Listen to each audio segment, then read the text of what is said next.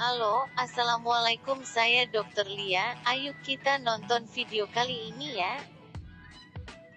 Halo, Assalamualaikum warahmatullahi wabarakatuh. Kembali lagi di channel Dua Dokter, yang mana pada kali ini saya ditemani asisten apoteker di klinik Polres gitu ya. Jadi pada kesempatan kali ini kita akan membahas nih. Nah, lihat kan seragam kami. Nah, ini adalah seragam dari PNS Polri. Jadi kami akan membahas mengenai tes-tes yang dijalani apabila ingin menjadi PNS Polri. Nah, di sini saya perkenalkan dulu teman saya, yaitu Hai, nama saya Rizky Dwi Oktavia. Saya lulusan asisten apoteker di Yarsi Pontianak. Oke, jadi beliau ini adalah alumni dari Yarsi Pontianak, kemudian mengikuti tes PNS Polri, dan alhamdulillah keterima ya. Alhamdulillah. Sama kami berdua lulus tahun 2022. 2021 ya? Kita lulusnya 2021, tapi pengangkatannya 2022 gitu ya best friend ya. Oke, sekarang tanpa berlama-lama lagi kita akan masuk ke materi yang ditunggu-tunggu, yaitu tes PNS Polri. Sebelumnya, salam sehat, jangan sampai sakit ya.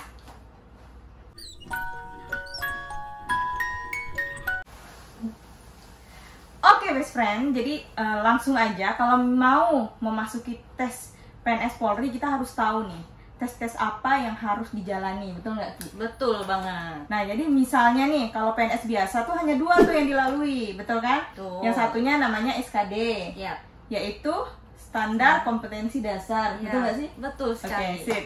Yang satunya SKB, yaitu standar kompetensi bidang. Jadi yang dasar itu pengetahuan dasar secara umum, kemudian yang bidang itu biasanya bidang sesuai dengan formasi yang dipenuhi atau diikuti gitu ya. Jadi kalau misalnya di PNS Polri itu tesnya lebih banyak. Ada berapa Ki? SKD, SKB, Ayo, kesehatan, hitung. psikologi, PMK.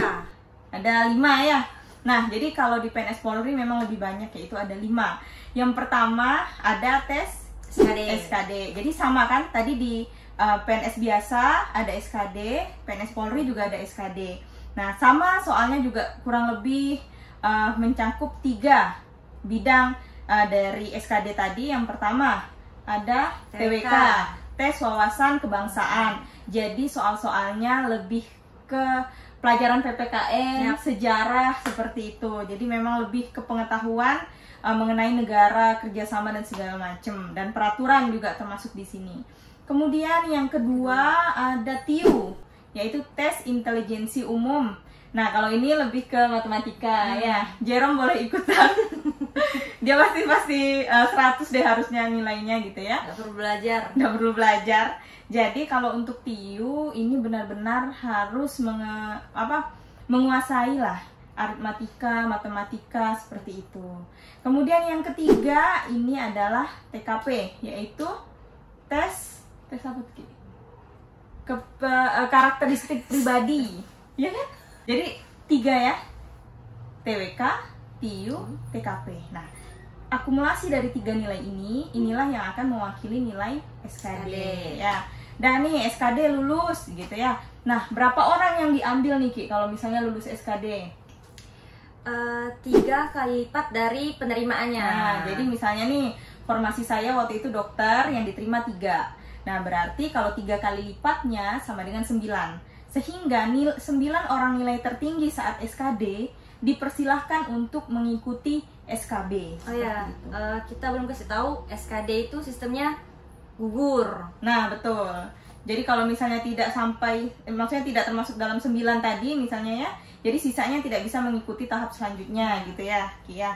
Oke, lanjut. Kemudian masuklah kita ke tes SKB ya. Kalau untuk tes SKB ini sebenarnya bidang masing-masing ya. Nanti ada kisi-kisinya. Selalu ada edaran mengenai kisi-kisi apa sih yang bakal dikeluarkan soal kalau misalnya pada bidang-bidang tertentu. Jadi nggak usah khawatir, dia tidak terlalu luas karena memang ada kisi-kisinya. Nah, tugas kita adalah jangan sampai tidak update terhadap kisi-kisinya itu, gitu. Ada tips nggak Ki untuk yang SKB? Kalau AA? Kalau Palingan ya belajar sesuai dengan bidang masing-masing aja sih. Betul. Karena kan nggak mencakup luas, jadi Iya. pelajari apa yang kita pelajari saat kuliah. Oke, nah kalau di Pemda udah tuh kelar, dia SKD, SKB, nilai tertinggi, misalnya 3 diambil yang paling tinggi, udah 3 yang tertinggi itu diambil. Nah kalau di kalau Polri. di Polri, nah SKB-nya itu ada 2. Dua. Nah gimana tuh Ki? Yang pertama SKB seperti Pemda yang lain sama. Siap. Kemudian yang kedua ada SKB praktek. Nah, SKB praktek itu sesuai dengan bidang masing-masing. Contoh seperti dokter. Prakteknya ya sesuai dengan bidangnya. Iya. Kalau saya asisten apoteker ya sesuai dengan pekerjaan saya prakteknya. Gitu. Jadi gini, misalnya nih pas kita tuh kalau misalnya kami yang di Kalbar ya, itu kita disuruh kumpul dulu, kemudian nanti satu-satu dipanggil. Tahapannya seperti wawancara. Namun kalau saya yang kedokteran ya Ki, itu kami disuruh memperagakan apabila memang harus melakukan suatu tindakan. Contoh RJP. Jadi dikasih soal, tanya jawab dulu wawancara, kemudian apa yang mau kamu lakukan? Misalnya saya jawab, saya ingin melakukan RJP. Nanti dipersilahkan. Kemudian kita benar-benar melakukan RJP sesuai dengan teori, kita praktekkan. Nah, di situ nanti kita dinilai. Dulu waktu zaman saya itu ada 5 soal. Seingat saya 5 soal. 5 soal yang beranak pinak. Nah, nanti kita jelaskan dan ada beberapa tindakan. Saat itu tindakan saya cuma RJP. Selebihnya tidak ada, lebih ke teori tanya jawab. Karena mungkin saat itu juga musim masuk fase pandemi. Jadi agak sulit untuk melakukan tindakan yang terlalu ekstrim yang sampai harus membuka masker dan segala macam gitu. Kalau Iki gimana untuk praktek? Kalau untuk saya sih asisten apoteker sih nggak ke praktek ya. Kami lebih ke teori aja sih, wawancara, tanya jawab tentang apa yang dilakukan saat pekerjaan, tapi tidak melakukan prakteknya. Nah, nggak cuma sampai itu tuh Ki. Tadi udah kita bilang ada 5, berarti kan baru 2 nih yang kita bahas. Ada 3. 3-nya apa tuh Ki? Satunya ini yang ketiga dulu Ki. Yang ketiga tes kesehatan. Nah, tes kesehatan. Tes kesehatan kita juga terbagi 2 ya. Ada tes kesehatan secara fisik sama mental. Nah, gitu. Best friend, kalau yang fisik kita juga masih belum bisa memastikan penilaiannya seperti apa. Namun kalau misalnya mengacu pada peraturan bahwa memang nanti ada terbagi nih dia status apa gitu kan, ringan, sedang, berat. Kalau misalnya memang punya penyakit atau baik. Nah, kalau misalnya teman-teman sekalian nanti pas tes gitu ya, ada masalah, contoh misalnya berkacamata nih, minus gitu, aman nggak dok? Boleh aja, tidak masalah gitu ya. Soalnya nanti kan akumulasi dari kesehatan secara keseluruhan. Soalnya saya dengan Rizky juga minus. Nah, tapi alhamdulillah. Alhamdulillah. Gitu ya. Masih bisa lolos. Untuk tips and triknya nanti akan kita bikin di video selanjutnya ya. Nah, ini juga sistemnya gugur. Tapi kalau untuk tes jiwanya itu ada remedialnya ya. Di remedialnya dilakukan pada hari yang sama biasanya. Jadi nanti kalau misalnya di remedialnya bagus, insya Allah aman berarti. Kalau di remedialnya masih nih tidak lulus istilahnya dengan nilai hasil tes kejiwaannya, kemungkinan besar itu akan gugur ya. Nah, masuklah tadi tes ketiga, tes kesehatan. Oke, udah selesai nih tes kesehatan, kita tidak gugur ya. Berarti kan masih aman nih. Masuklah tes keempat, yaitu tes psikometri. Nah, tes psikometri ini apa pesan dan kesannya ya? Sebenarnya tidak perlu belajar ya? Ya, betul sekali. Namun mungkin sering lihat kisi-kisi di YouTube. Ya. Gimana cara nilainya tinggi. Nah, sebenarnya psikometri ini dia tidak sistem gugur, tapi dia sumbangsi terhadap nilai. Nilainya tapi kecil, 10% dari nilai SKB. Nanti dijelasin, untuk di akhir aja kita jelasin untuk presentasi nilai-nilai tes ini gitu ya. Kita lanjut berarti yang terakhir tes PMK apa kepanjangannya? Penelusuran PMK mental kepribadian. Nah, sebenarnya PMK ini tanya jawab biasa. Tapi ini lebih menekankan, 1, tidak radikal. Yang kedua, tidak ateis. Apalagi ya?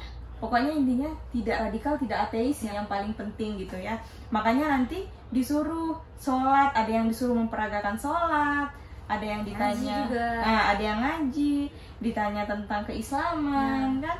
Nah, kemudian ditanya juga tentang radikalisme, bahkan ditanya juga punya pacar nggak, dalam berpacaran gimana perilakunya, karena mau lihat tuh gimana sih mentalnya gitu dalam menjalin interaksi atau komunikasi dengan lawan jenis kayak gitu ya. Itu aja ya tes yang perlu dilakukan.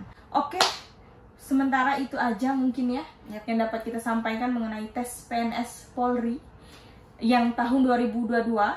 Perlu diingat bahwa memang peraturan bisa berubah terus-menerus mengikuti perkembangan zaman. Jadi bisa saja nanti tes-tes yang dilalui pada angkatan kami belum tentu sama dengan angkatan selanjutnya. Tapi secara garis besar selalu seperti ini gitu. Oke best friend, hanya ini yang dapat kami sampaikan dulu. Kalau misalnya ada yang ingin ditanyakan mengenai PNS Polri, silahkan komen di bawah. Jangan lupa like, komen, dan subscribe. Sebelumnya, salam sehat, jangan sampai sakit ya. Sekian video kali ini, sampai jumpa di video selanjutnya. Dadah.